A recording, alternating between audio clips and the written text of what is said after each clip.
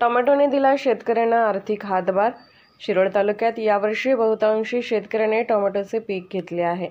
सध्या बाजारपेठेत टोमॅटोचा दर तेजीत आहे। यामुळे टोमॅटो उत्पादक शेतकऱ्याला टोमॅटोने चांगला आर्थिक हातभार लावला आहे।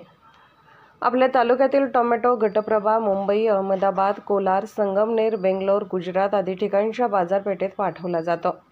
काही शेतकरी स्वखर्चाने तर काही शेतकरी भाजीपाला मार्केटतर्फे बाजारपेठेत पाठवतात, तर काही ठिकाणी दलाल स्वतः शेतावरील प्लॉटवर येऊन खरेदी करतात।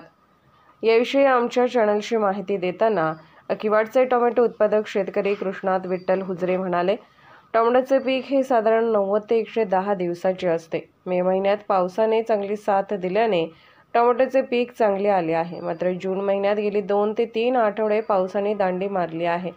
सध्या फळ तोडणी झाली असतानाच पावसाची कमतरता व कडक उन्हामुळे झाडाची वाढ कमी झाली आहे। परिणामी उत्पादन कमी प्रमाणात निघत आहे। एका दिवसाआड 200 ते 250 कॅरेट निघणारा टोमॅटो 100 ते 150 कॅरेट निघत आहे। यामुळे बाजारपेठेत सरासरी मागणीपेक्षा टोमॅटोचा पुरवठा कमी प्रमाणात होत आहे।